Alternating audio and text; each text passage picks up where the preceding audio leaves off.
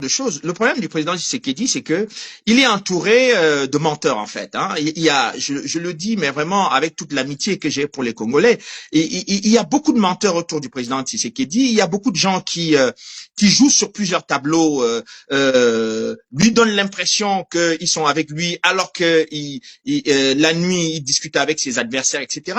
Donc c'est très compliqué quand on est dans ce genre d'environnement de travailler avec beaucoup de sérénité.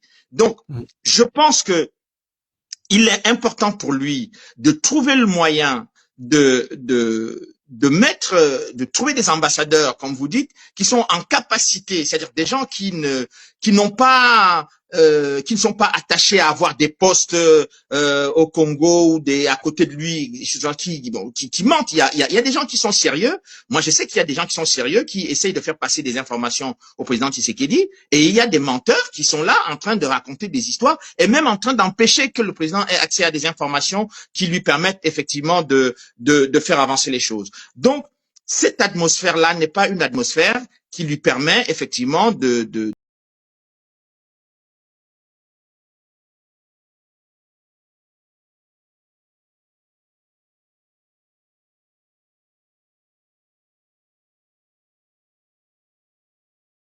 que vous définissiez là, il est important effectivement qu'il ait affaire à des gens qui sont attachés à ce que le Congo s'en sorte et que ces gens-là puissent travailler en toute honnêteté, en toute sincérité avec le président congolais pour l'aider à aller dans la bonne direction. Parce que moi, je suis convaincu, je suis comme vous là-dessus aussi, je suis assez convaincu que la situation n'est pas perdue pour les Congolais.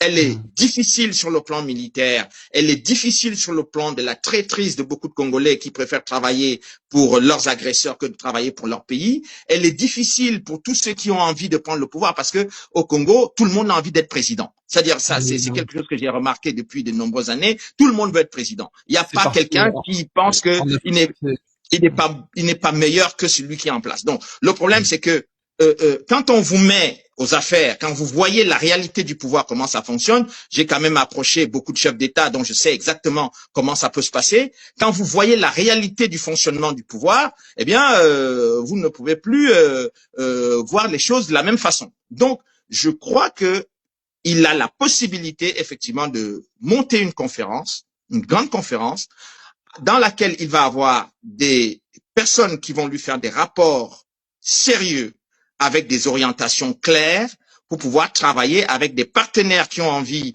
qui veulent, je dirais, les ressources du Congo et qui sont en capacité de travailler de façon objective avec le Congo. C'est pas des gens qui viennent là pour racketter tout ce que le Congo a et qui se disent bon voilà, le reste on s'en moque.